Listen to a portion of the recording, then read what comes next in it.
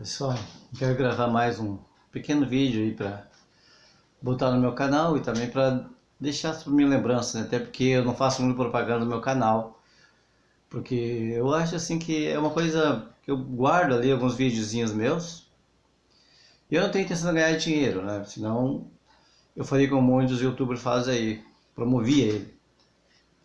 Mas é interessante que eu tô lendo aqui um livro, pessoal, ó, Festas Populares. Eu acho que você já ouviu falar nesse livro aí, que é um livro muito bom.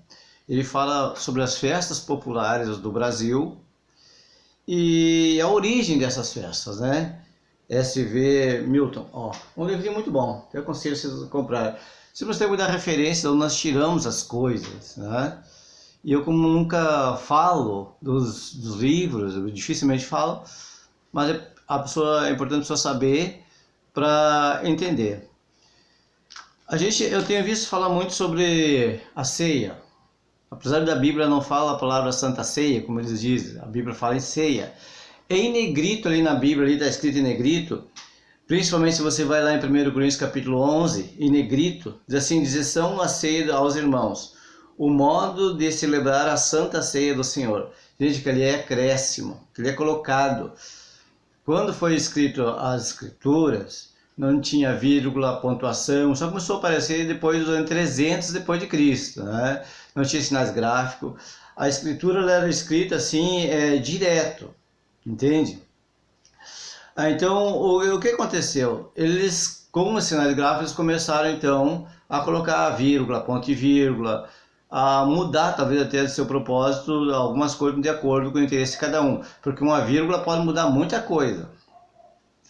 Então eu estava vendo aqui o debate de algumas pessoas sobre a Páscoa, a ceia do Senhor.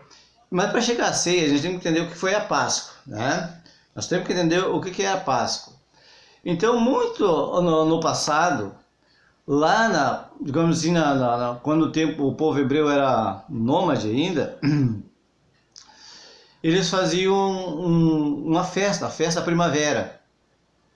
E ali, então, eles faziam essa festa, que depois, quando foram escravos egípcios no povo Egito, então o povo de Israel foi escravo no povo Egito, na saída, então, de lá, então Deus faz um pacto com eles, né? Era algo com eles para sempre, perpétuo.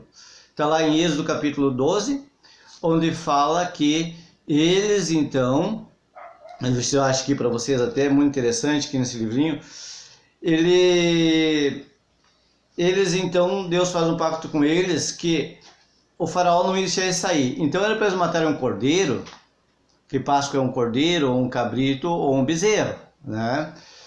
Então era para eles matar um cordeiro e eles perdiam o sangue na porta. Aonde tivesse aquele sangue, então não haveria morte. Ali Deus então matou o primogênito de cada família do faraó e de cada animal, né? Que o primogênito era a continuidade daquele povo. Isso, então Deus então faz com eles ali um pacto e ali começa a nossa história da Páscoa, praticamente dito em Êxodo 12, né? Eu vou ler só do versículo 7 para vocês um pedacinho aqui então. Diz assim, ó, Êxodo 12, capítulo 12, versículo 7. E tomarão o sangue do cordeiro e por ambas as obreiras e na verga, porta das casas, casa em que o comerem. E naquela noite comerão a carne assada no fogo, com pão asno, ou pão sem fermento, com ervas amargas o comerão. Né? E não comereis dela nada cru, nem cozido em água, senão assado em fogo, a cabeça com os pés e fressura. E nada deixará até amanhã, mas o que dele fica amanhã queima no fogo. Assim comereis os vossos lombos, cingidos os vossos sapatos, os pés, cajado na mão, e comereis apressadamente até esta é a Páscoa do Senhor. Êxodo capítulo 12, versículo 11. Então fala que esta é a Páscoa do Senhor. Né? Então, quer dizer, então ali começa a história da Páscoa. Ali começa então que Deus ali começa a ter um pacto com o povo dele, da Páscoa. Então eles comeram, saíram e a partir dali então eles começaram, cada judeu então, né, hoje a gente chama de judeu, mas o povo hebreu começou então a fazer a Páscoa. Então o que era a Páscoa? Carne de cordeiro assado, né? Era ervas amargas e pão sem fermento, né? Alguns até falam que era ovo, tem outras passagens aí, olhando, falando com os judeus, a Páscoa, alguém já me falou que comiam ovo cozido também. Bom, eu não sei muito bem sobre a tradição judaica assim, quanto o simbolismo da ceia, mas sei que na Páscoa era isso que eles comeram aquela noite, né? Está no Êxodo capítulo 12. Mas o mais interessante é que, então a Páscoa para eles, no Velho Testamento, era a liberdade. Eles estavam saindo da escravidão, eles iam ganhar uma nação nova, né? Eles iam ganhar uma terra para eles prosperar, eles iam ganhar liberdade, e isso, então, eles tinham que fazer essa passagem, né? Essa Páscoa, né? Isso que se representa. Então a Páscoa que Deus fala no livro do Êxodo é isso. Aí então, onde aquele cordeiro, o sangue do cordeiro não vir? Aí nós lembramos lá então que quando Jesus vem, ele vem como um cordeiro, né? Ele vem como um cordeiro. E aí então Jesus, ele é morto no madeiro, né? Porque tu matava o animal, no Velho Testamento, na Velha Aliança, eles matavam o animal e o sangue daquele animal purificava do pecado. Mas agora não. Por um só ser derramado no altar, aquele sangue derramado lá na cruz, melhor dizendo, os pecados da humanidade foram perdoados. Todo aquele que crê, todo aquele que professa, todo aquele que aceita Jesus, né, Jesus ou Cristo como seu Salvador, é perdoado.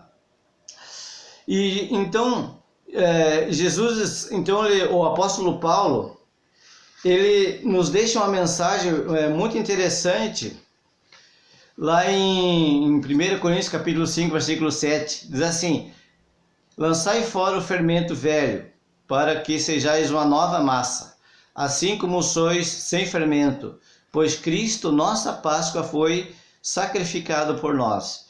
Então você vê que o apóstolo Paulo está falando o que aqui? Para lançar fora o fermento, a doutrina do povo de Israel, aquelas coisas que contaminavam. E agora aceitava Cristo, que Cristo era a nossa Páscoa. Por quê? Porque na noite em que Jesus ele foi traído, né? Ele fez a ceia dele, aconteceu o quê naquela noite? Tá lá, eu vou ler Mateus aqui para vocês 26, e o versículo 26 em diante, para você entender, diz assim: quando comiam, Jesus tomou o pão, abençoou, o partiu, e deu a seus discípulos e disse: tomai, comei, isso é o meu corpo.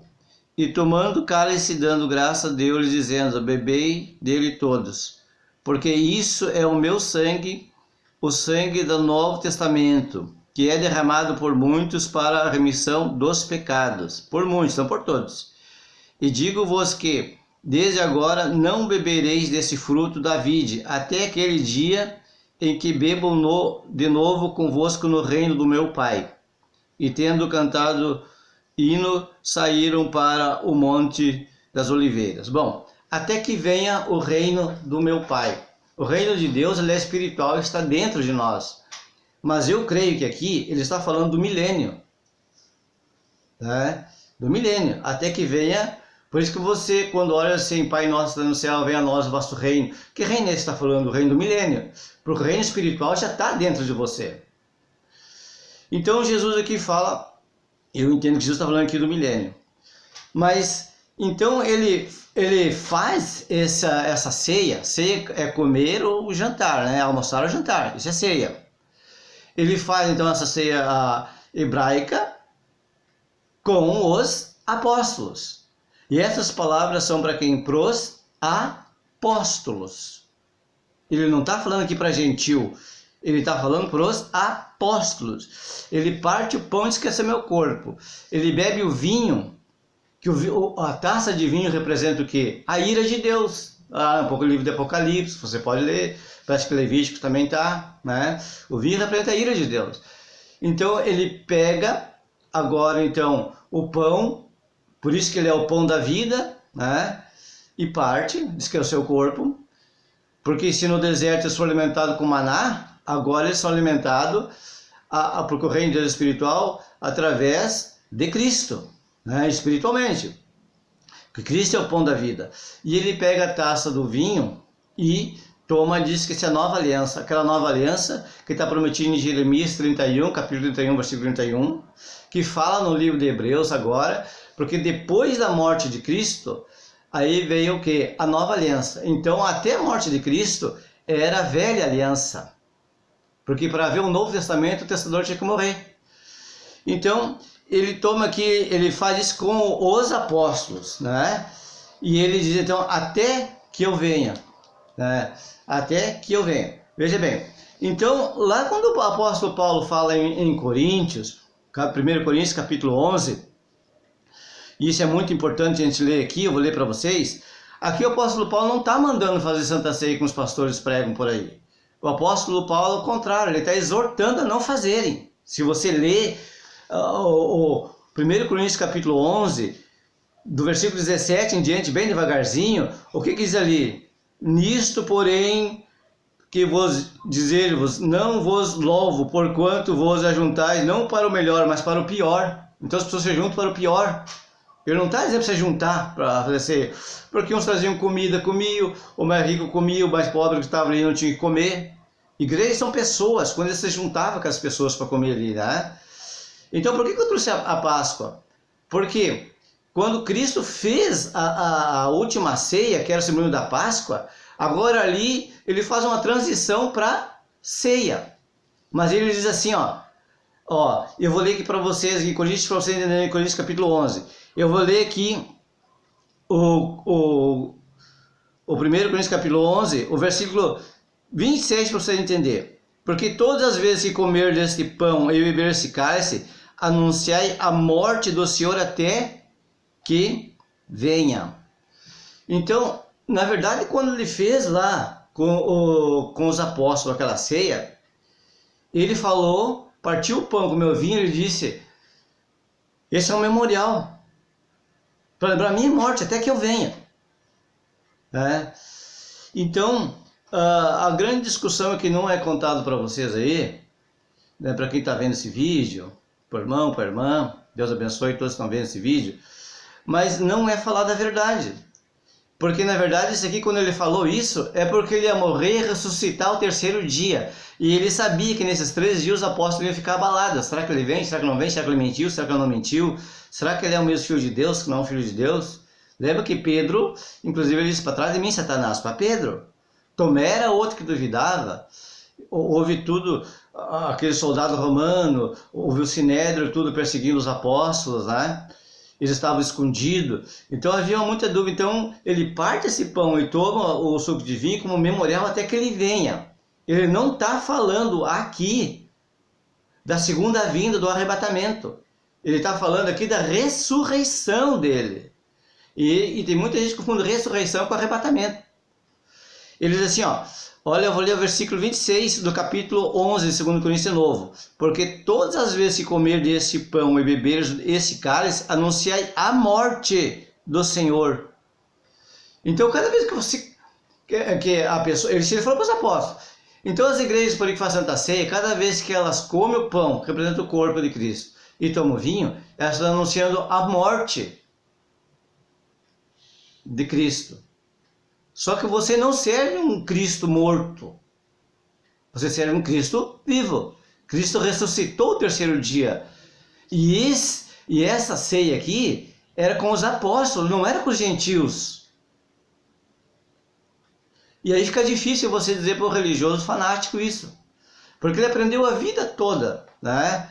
Ele aprendeu a vida toda na igreja dele que ele participava com um copinho de suco e um pedacinho de pão, que era o corpo e o sangue de Cristo. Aliás, a igreja católica é até uma transubstanciação. Diz que ali naquele corpo e naquele sangue verdadeiramente é o corpo e o vinho verdadeiramente é o Cristo. Só que o padre toma o vinho e os católicos comem o pãozinho. E as igrejas evangélicas é um copinho de suco, que não é nem vinho, é suco, e um pedacinho de pão comprado na padaria. Diz que é o corpo e o sangue de Cristo, né? E o mais grave de tudo isso é que, já que eu falei dos católicos, os católicos usam a hóstia. A palavra hóstia é uma palavra latina, ela vem de hostil, né? E ela é uma palavra que era muito usada pelos guerreiros romanos. Por exemplo, cada vez que os guerreiros romanos iam para a guerra, eles matavam, morria centenas de soldados romanos, e eles pegavam o corpo dessas pessoas que foram morridas de forma hostilizada, hóstil, e ofereciam aos seus deuses. Quais eram os deuses do Império Romano? Era Júpiter, o deus da guerra era Marte, a Minerva era o deus da beleza, né? Então eles ofereciam o corpo desse soldado ao deus Marte, ou ao deus Júpiter, que era o pai dos deuses, né, para os romanos. E daí surge a palavra hostil. Então eles ofereciam aos deuses os que eram mortos hostilmente, daí a palavra hostil. E aí a Igreja Católica fez o quê? Como a Igreja Católica nasceu no Império Romano, né, ela pegou então e fez o que eles chamam de hóstia, que vem da origem hostil. Pegou então, como a católica é uma mistura de mitraísmo com saturnismo, né, eles então pegaram essas pessoas que morriam e ofereciam aos deuses. Aí o que eles fizeram quando criaram a Igreja Católica, pela Católica Universal? Eles criaram então a hóstia. E na hóstia está escrito assim, JHS, que quer dizer Jesus Salvador dos homens, né? Na hóstia, aquele pedacinho a hóstia é uma farinha, tá? Só farinha, com água, sem sal, e ali eles botam numa espécie de uma matrizinha, carimbo, apertam uma na outra ali e sai aquela hóstiazinha com a letra JHS, Jesus Salvador dos homens, né? Mas só que isso também não é certo, porque a ceia que Jesus fez não tem nada a ver com essa ceia católica. A ceia que Jesus fez não tem nada a ver com a ceia evangélica. Está na hora do povo evangélico, e o povo que se diz adorador de Cristo, se acordar para as coisas. Gente, nós estamos em pleno século XXI, né? Se você acredita que nem na segunda vinda de Cristo, e você crê, todo aquele que crê será salvo, está na hora de você começar a pensar e ver o que está escrito na Bíblia mesmo, e ver o que esses homens estão fazendo por aí, se dizendo de Deus. E tem até muitos pastores pregando por aí, falando mal daqueles que passam informação, tipo eu, assim, tantos outros que tem por aí, irmãos assim que descobriram a verdade bíblica e estão mostrando a verdade bíblica, né, para as pessoas. Então a hóstia, na verdade, nada mais é do que uma oferenda pagã aos deuses pagãos, aqueles deuses politeístas, aquela religião que veio da Grécia misturado com a religião romana. Então que as pessoas que morriam na guerra, na batalha, morriam de forma hostil, eram então oferecidas a esses deuses. Daí vem essa é a origem etimológica da palavra hóstia, que as pessoas comiam. Por isso que é muito bom você ler livros, que nem esse aqui, tantos outros livros que falam, te ensino, né? Olha aqui, ó, tá aqui na página 73, eu estava lendo sobre a Páscoa, hoje, a origem da Páscoa, o paganismo da Páscoa, a Páscoa bíblica e a Páscoa hoje no mundo, né? Como ela é feita, tá tudo errado. Então, se as pessoas, o que era o cordeiro, o que significava a uva, né? O que significava tantas coisas, né? E a Páscoa era comemorada no mês Abib, que significa, para nós aqui, Abib ou Nissan, que significa o mês de abril, para nós, né? No calendário hebraico seria Abib, tá, pessoal? Então, a gente olhando aqui assim para nós, pessoal, a gente fica pensando, né, na caminhada daquele povo, né? O que era a Páscoa para aquele povo, a caminhada para aquele povo, né? Então, até chegar no que hoje eles chamam de ceia, ou alguns Santa Ceia, que nem eles sabem, a gente pede uma explicação para eles e eles não sabem dizer. Tem muita gente querendo discutir Bíblia, mas quando você para eles e pergunta, quem é o Deus que você defende? Quem é o Messias que você defende? Quem é o Cristo que você defende? Você sabe o que significa Cristo Messias? Você sabe me dar o sinônimo? Né? Tem outros que, olha gente, tem evangélico que não sabe nada, só sabe botar a Bíblia debaixo da mão e diz que o pastor disse isso e é isso, não vão pesquisar. E a pessoa precisa pesquisar. Então aqui o livro de Paulo, Paulo está falando aqui, não está mandando fazer a ceia. Paulo está dizendo que, Paulo na verdade está xingando eles. Está xingando, não precisa nem ler muito. Ó. Eu vou ler aqui 11, 19 aqui para você. Eu vou ler 11, 18, 19, só para você ter uma ideia aqui. Ó. Porque antes de tudo ouço que quando vos ajuntais na igreja, entre pessoas, né, há entre vós dissensões. O que é dissensões? Briga, contenda, né? E em parte eu creio. E até importa que haja entre vós heresias, para que os que são sinceros se manifestem entre vós. De sorte que quando vos ajuntais num lugar, não é para comer a ceia de Deus. Então eles achavam que se juntavam no lugar para comer, mas a Bíblia diz que não era para comer se juntavam. Você entende no versículo 20? Então, eu quero dizer para vocês que esse negócio de ceia, num lugar é um copinho de vinho, um pedacinho de pão, no outro lugar é hóstia, que eu já falei a história da hóstia, né? E da onde que eu chego? Que era, na verdade, que aqui quando Cristo manda pegar o pão e a taça de vinho, que ele diz assim, anunciar a morte e ressurreição até que eu venha. Hoje eu li para vocês, né? Coríntios capítulo 11, versículo 26, né? Anunciar a morte do Senhor até que ele venha, mas ele ressuscitou ao terceiro dia. E aonde que... E a outra coisa que dá para vocês pegarem mais, se vocês querem pesquisar aí, é você ler João, Evangelho de João, capítulo 21, versículo 22. Diz-lhe Jesus, se eu quero que ele viva até que eu venha, que te importa a ti? Não foi isso? Que parece que Pedro perguntou para Jesus, né? Achando que João ia morrer. E Jesus disse o que? Só importa que ele vive até que eu venha, que tem que ver isso. Jesus estava falando de quê? Da sua ressurreição no terceiro dia, porque João morreu bem lá depois, na ilha de Patmos, bem mais velhinho, né? Mas Jesus veio ao terceiro dia e João ficou vivo até o terceiro dia. Não há erro nenhum. Aí, né? Então, porque com a morte de Jesus, com a morte de Cristo, Apocalipse capítulo 5, então Deus comprou, né? Deus fez então rei, sacerdote, né, que eles reinarão no milênio com Jesus. Todos nós hoje somos sacerdote. E depois pare e pense. Se 1 Timóteo capítulo 2, versículo 5, só o mediador entre Deus e os homens, que é Jesus Cristo, você acha que teu pastor é mediador? Você acha que o teu padre é mediador? Você acha que o bispo é mediador? Você acha que aquele cara que pega o microfone e sai gritando por aí, que é pregador de Deus, é isso, é aquilo, ele vai te salvar, vai te representar? Ele é teu mediador? Não é. Todos nós temos que dar testemunho de Cristo. Todos nós levamos a palavra de Cristo. Todos nós pregamos o amor de Cristo para a humanidade. Mas procura na tua Bíblia se você encontra essas religiões que estão por aí. A única religião que Deus fala é em Tiago capítulo 1, versículo 27. É o amor. É ajudar os fracos, os pobres, os necessitados. Esses ritualismos judaicos, a maioria das religiões de hoje, elas estão vivendo o ritualismo judaico. Se Cristo aboliu o Velho Testamento, segundo Coríntios capítulo 3, se foi por Cristo abolido, tá? Se Cristo cumpriu a lei, então por que continuam pregando o Velho Testamento? Por que continuam pregando Davi? Por que continuam pregando Salomão? Por que continuam pregando o Velho Testamento que era para os judeus? Por que continuam pregando a lei?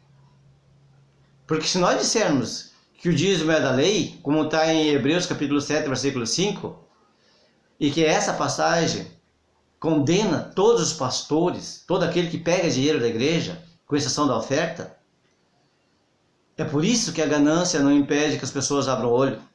Pessoas formadas em teologia, pessoas muito espertas, pessoas com um palavrear muito bonito, mas que não leva as pessoas para o céu. Ao contrário, em vez de levar as pessoas para Deus, elas estão explorando as pessoas. Você vê que os pastores ficam cada vez mais ricos, criam altos templos, os seus fiéis, a maioria deles moram nas vilas, são pobres, né? Eu falo isso porque eu também sou pobre. Graças a Deus tem alguma coisa na ajuda de Deus, mas eu sou rico. Agora eu quero dizer para vocês assim, ó, vocês vejam que isso é uma fonte de ganhar dinheiro. Tem gente comprando fazendas, mansões, uma série de coisas. Mas se você pratica o dízimo é da lei, e que a lei foi por Cristo abolido, onde é que a Bíblia diz que o dízimo é da lei? Hebreus capítulo 7, versículo 5. Onde é que diz que a lei foi abolida por Cristo? Romanos capítulo 10, versículo 4. Gálatas, Paulo e o Gálatas, o livro todo de Gálatas, Paulo fala a mesma coisa. E Paulo ainda diz em Gálatas, no capítulo 4 de Gálatas, que nem pode ser filho de Deus quem usa a lei hoje, porque quem usa a lei nega Cristo. Porque lá no Evangelho de João, capítulo 1, versículo 17, diz que a lei veio por Moisés e a graça e a verdade vieram por Cristo. Então não nega Cristo. A questão da ceia, pessoal, é grave. É grave porque aquele que bebe e come dignamente, sem saber o que está fazendo, é muito perigoso isso. Tá, pessoal? É muito perigoso, é para sua própria condenação, e por causa disso há muitos doentes, né, aí que estão. Mas vamos falar o Evangelho do Reino de Deus para que as pessoas possam compreender, para se livrar dessa picaretagem que o diabo armou aí. Porque o que o diabo fez? A Bíblia fala na Grande Babilônia, mas já se perguntou o que é a Grande Babilônia? A Grande Babilônia é essas várias organizações religiosas que estão por aí, e que em vez de pregar o nome de Deus para salvação, elas estão pregando o nome de Deus para ganhar dinheiro. Caiu a Grande Babilônia. Como era rica, né? Como era poderosa. E aí caiu. Né? A pedra de Cristo que veio e cortou aquela estátua, vocês lembram? Cortou até o pé. Ela vai cortar os pés de barro também um dia.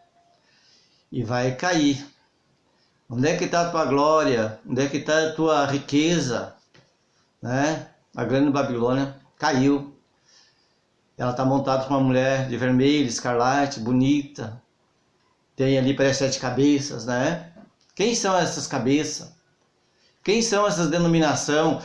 Procure. A Bíblia diz em 1 Coríntios capítulo 4, versículo 6, que não devemos ir além do que está escrito. 1 Coríntios capítulo 4, versículo 6. Agora eu te pergunto, procure encontrar uma denominação dessas aqui na Bíblia. Ó. Procure encontrar aqui na Bíblia. Tá? Você que vai ver esse vídeo vai me criticar, mas me mostra aqui na Bíblia. Onde está a tua denominação? Será que ela não está dentro da Babilônia que aparece aqui? A Grande Babilônia? A mãe de todas as religiões? Será que ela não está aqui? Será que ela não faz parte de uma dessas? Uma vez que não aparece na Bíblia, já está definido que é religião biblicamente, e que Jesus é amor, que a própria igreja é Cristo, e nós somos o corpo dessa igreja, que o templo que foi destruído em Jerusalém agora é nós somos o templo do Espírito Santo, e Deus sua morada. Pense nisso. Um abraço aí para todos vocês aí, quem vai ver esse vídeo, né? Um abração aí, beijão para todos aí, e que Deus abençoe a todos, em nome de Jesus.